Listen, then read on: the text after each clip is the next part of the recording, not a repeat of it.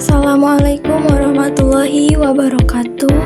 Perkenalkan, nama saya Diva Nadia dari kelas 1C TR Keperawatan dengan mata kuliah Ilmu Biomedik Dasar. Di sini saya akan menyampaikan materi tentang penerapan fisika dalam keperawatan. 1. Bioakustik. Bioakustik adalah suatu perubahan mekanik terhadap zat gas, zat cair atau zat padat yang sering menimbulkan gelombang bunyi. 1. Definisi bunyi. Bunyi merupakan getaran yang menimbulkan gelombang longitudinal yang merambat melalui medium perambatannya, seperti zat cair, zat padat, dan udara, sehingga dapat didengar. Adapun gelombang bunyi terbagi menjadi dua bagian. Pertama ada gelombang transversal dan yang kedua ada gelombang longitudinal. Yang pertama gelombang transversal yaitu gelombang yang arah getarannya tegak lurus dengan arah rambatannya. Contohnya seperti gelombang tali dan gelombang elektromagnetik cahaya. Yang kedua ada gelombang longitudinal, yaitu gelombang yang arah getarannya searah dengan arah rambatannya. Contohnya gelombang suara. Salah satu contoh dari penerapan fisika bioakustik dalam keperawatan adalah penggunaan stetoskop untuk mendengarkan detak jantung dan bising usus, sebagaimana dalam video ini. Is to generally assess bowel sounds and bruits or murmurs. Use the diaphragm of your stethoscope. Warm up the diaphragm of your stethoscope by placing it in your hands. This makes it more comfortable when laid on the skin of the patient. Listen for bowel sounds in the abdomen to the right of the umbilicus, where the mid portion of the small bowel is located. Proceed to listen to all four quadrants. Normally, bowel sounds are low-pitched, gurgling sounds that occur every 5 to 10 seconds with peristalsis, or bowel movement. Note that this frequency varies per person.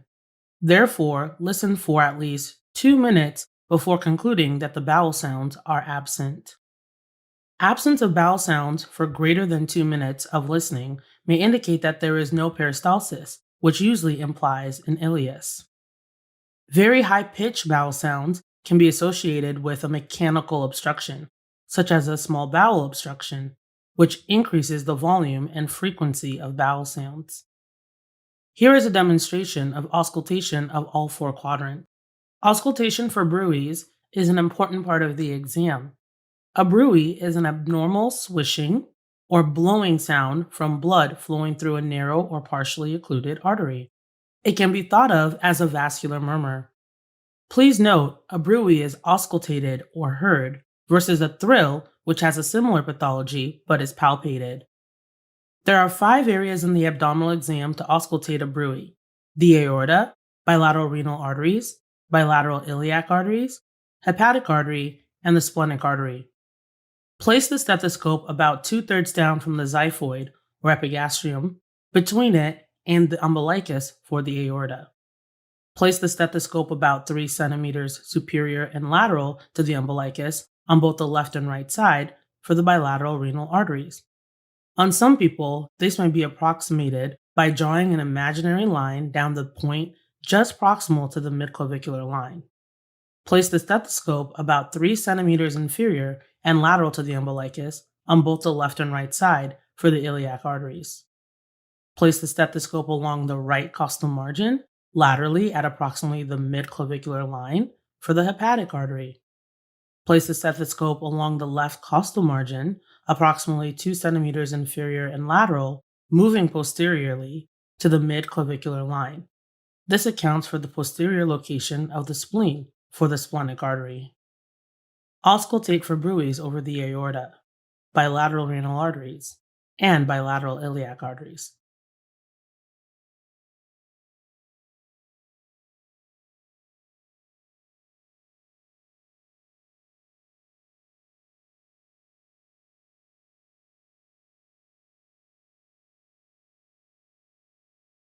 So I hope you liked this video.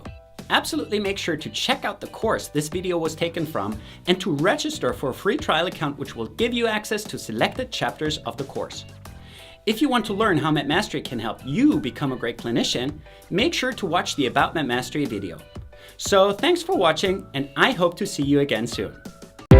2. Biolistrik.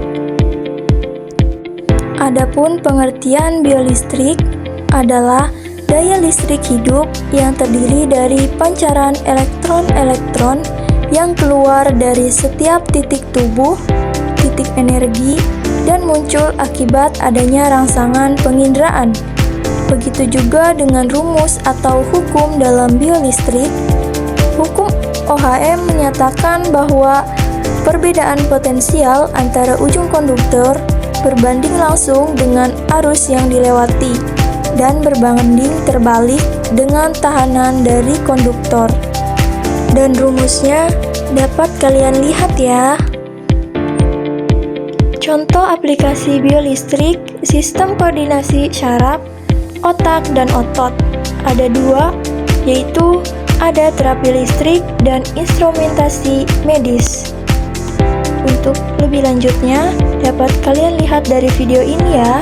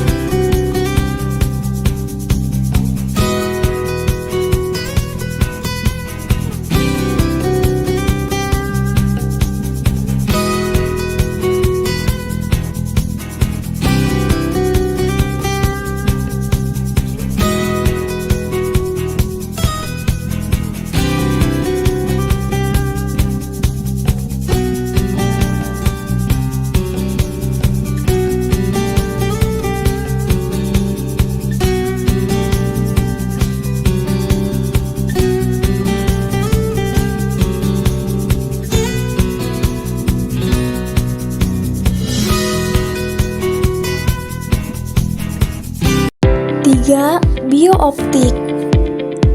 Ada definisi yang dimana bio adalah makhluk hidup atau zat hidup dan optik adalah cahaya atau berkas sinar.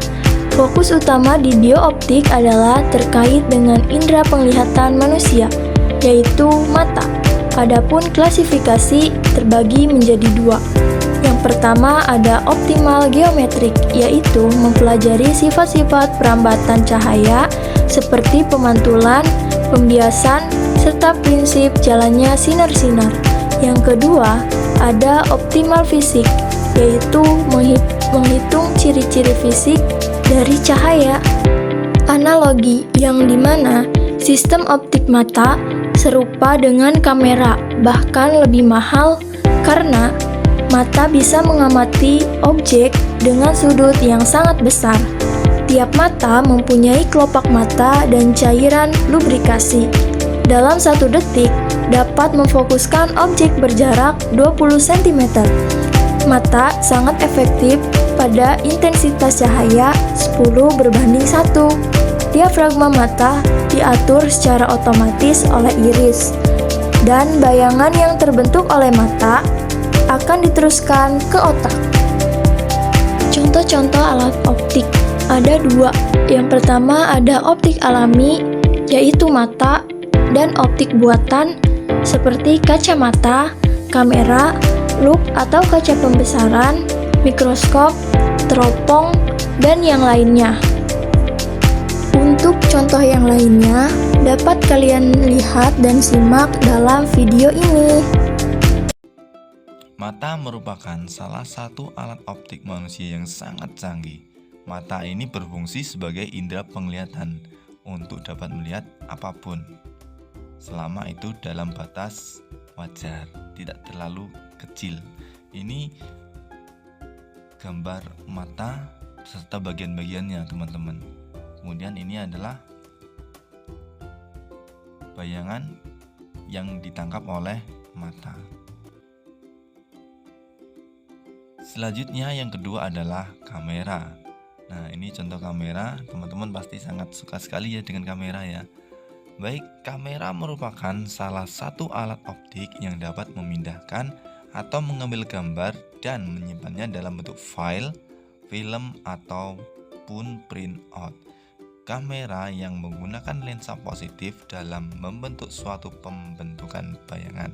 Sifat bayangan yang dapat dihasilkan oleh kamera yakni nyata, terbalik, dan diperkecil. Nah, ini contoh bayangan yang diambil. Berikutnya teman-teman, yaitu adalah yang ketiga, loop atau kaca pembesar. Dan biasanya disebut juga dengan suryakanta. Nah, loop atau kaca pembesar yakni sebuah alat optik yang memiliki fungsi untuk dapat memperbesar bayangan benda. Lensa yang dipakai pada sebuah kaca pembesar yaitu lensa cembung.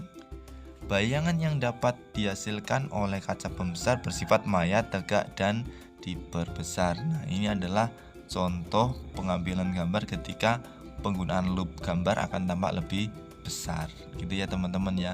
Kemudian yang keempat adalah mikroskop. Nah, ini digunakan untuk melihat benda-benda yang lebih kecil yang tidak bisa dilihat oleh mata telanjang dan juga dengan loop. Nah, mikroskop ialah suatu alat optik yang memiliki fungsi untuk dapat melihat benda-benda kecil supaya terlihat menjadi lebih besar dan lebih jelas. Mikroskop ini terdiri atas 2 lensa cembung. Lensa cembung pertama yaitu sebuah lensa yang berada dekat dengan benda yang diamati diamati atau objek, yang umum disebut juga dengan lensa objektif. Lensa cembung kedua yaitu suatu lensa yang berada dekat dengan mata pengamat, yang umum disebut juga dengan lensa okuler. Bayangan yang akan dibuat oleh mikroskop bersifat maya, terbalik, dan diperbesar. Nah, ini adalah contoh seseorang yang menggunakan mikroskop.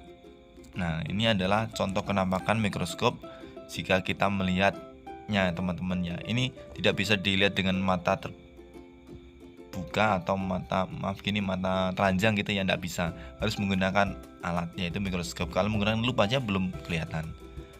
Kemudian yang kelima adalah teropong atau teleskop. Teropong atau teleskop merupakan alat optik untuk mengamati benda-benda yang letaknya jauh agar tampak lebih dekat dan lebih jelas. Teleskop ditemukan oleh Galileo Galilei. Teropong ini ada 2 macam, yaitu teropong bintang dan teropong bumi. Teropong bintang dapat digunakan untuk mengamati benda-benda angkasa, sedangkan pada teropong bumi digunakan untuk dapat mengamati benda-benda di bumi yang letaknya jauh dari pengamatan kita, dari mata kita ya. Ini adalah contoh teropong bumi dan ini contoh teropong angkasa. Yang selanjutnya adalah yang keenam, periskop. Nah, periskop ini adalah alat optik sejenis teropong untuk mengamati objek yang keberadaannya berada di atas atau di bawah lensa. Periskop dapat membelokkan arah pandangannya sehingga seseorang di dalam kapal selam dapat mengamati keadaan di permukaan laut saat sedang berada di dalam lautan. Periskop juga banyak digunakan saat berada di dalam tank. Jadi ini bisa dibelok-belokkan untuk melihat sekitar gitu ya. Nah, ini contoh pengamatannya ya. Ini ketika dibuka seperti ini. Nah, ini periskop kapal selam ternyata menggunakan cermin datar. Nah, objek yang sangat jauh itu bisa dilihat dari dalam kapal ya, karena ada dua cermin ini, cermin datar, sehingga bisa dilihat. Dan yang terakhir ada biofluida. Pengertian dan jenis fluida. Fluida adalah zat yang dapat mengalir atau sering disebut zat alir. Jadi, perkataan fluida dapat mencakup zat cair atau gas.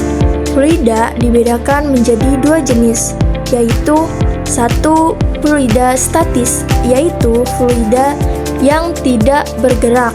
Yang kedua, fluida dinamis, yaitu fluida yang bergerak.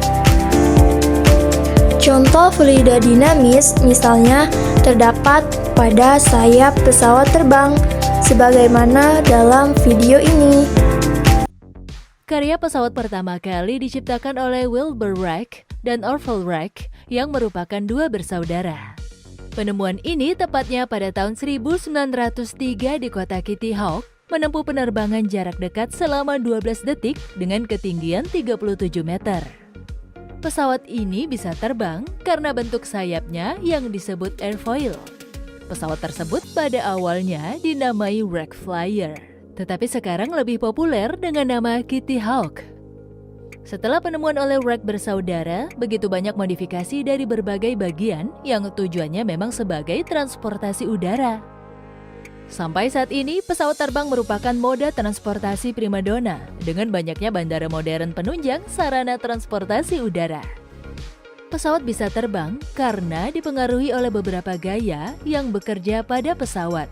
Sebagaimana bumi kita dipengaruhi oleh gaya gravitasi, sehingga benda apapun yang lebih berat dari udara maka akan jatuh ke permukaan. Udara sendiri merupakan zat yang memiliki berat. Udara memiliki molekul yang terus bergerak. Tekanan udara dibuat oleh molekul yang bergerak. Udara yang bergerak memiliki gaya yang dapat mengangkat benda. Udara merupakan campuran berbagai gas, oksigen, karbon dioksida, dan nitrogen. Semua benda yang terbang membutuhkan udara. Udara memiliki kekuatan untuk mengangkat burung, balon, layang-layang, bahkan pesawat.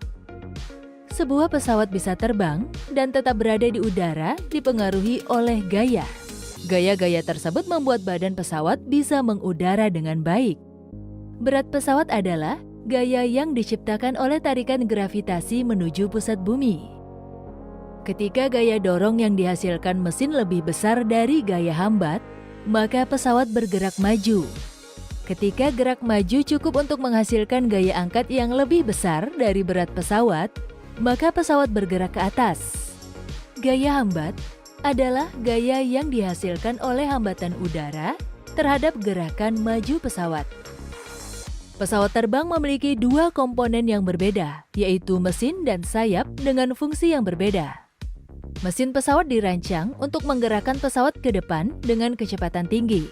Itu membuat udara mengalir dengan cepat di atas sayap yang mendorong udara ke bawah, menghasilkan gaya ke atas yang disebut gaya angkat yang mengalahkan berat pesawat.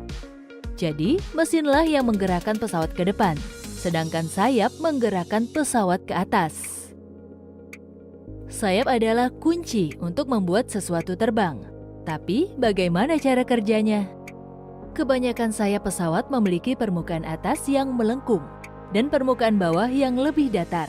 Bentuk ini disebut airfoil. Ketika udara mengalir di atas permukaan sayap atas yang melengkung, ia harus bergerak lebih jauh daripada udara yang lewat di bawahnya. Jadi ia harus bergerak lebih cepat untuk menempuh jarak yang lebih jauh dalam waktu yang sama. Menurut prinsip aerodinamika yang disebut dengan hukum Bernoulli, udara yang bergerak cepat berada pada tekanan yang lebih rendah daripada udara yang bergerak lambat. Sehingga tekanan di atas sayap lebih rendah daripada tekanan di bawahnya. Dan ini menciptakan gaya angkat pada sayap yang menggerakkan pesawat ke atas. Tentunya pesawat dapat terbang apabila memiliki gaya yang lebih besar dari gaya gravitasi yang terdapat pada pesawat. Gaya untuk melawan gaya gravitasi pada pesawat terbang adalah gaya angkat yang dihasilkan oleh sayap sebagai akibat adanya gaya dorong dari mesin pesawat, di mana besarnya gaya dorong harus lebih besar dari gaya hambat. Gaya dorong dari mesin pesawat yang besarnya lebih besar dari gaya hambat akan mendorong pesawat maju ke depan dengan kecepatan tertentu. Hal ini akan menimbulkan gaya aerodinamik pada sayap yang bentuknya dirancang sedemikian rupa, disebut dengan airfoil, sehingga dapat menimbulkan gaya angkat pada sayap, tentunya pada pesawat secara keseluruhan, sehingga pesawat bisa terbang. Gaya angkat pada sayap timbul karena adanya perbedaan kecepatan aliran udara di atas dan di bawah sayap, sehingga menimbulkan perbedaan tekanan udara di atas dan di bawah sayap sesuai prinsip Bernoulli. Ketika pesawat melayang di udara, maka keempat gaya tersebut berada dalam keseimbangan, yaitu gaya angkat sama dengan gaya gravitasi dan gaya dorong sama dengan gaya hambat.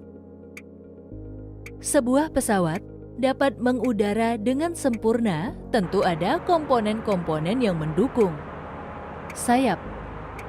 Bentuk umum sayap melengkung di bagian atasnya dan sebagian besar rata pada sisi bawah. Gaya angkat merupakan faktor utama menyebabkan sebuah pesawat dapat terbang seperti burung. Gaya angkat tersebut didapatkan dari sayap sebagai salah satu bagian penting yang menggunakan aliran udara sebagai tekanan. Mesin jet. Pesawat dapat terus maju karena adanya bantuan dari mesin yang dapat menghasilkan gaya dorong. Mesin pesawat sendiri berfungsi untuk menyedot udara serta mendorongnya ke belakang. Udara ini diubah menjadi tenaga yang bisa mendorong pesawat maju ke depan. Pengendali. Terdapat bagian pengendali yang ada di depan atau kokpit sebagai tempat pilot mengendalikan pesawat.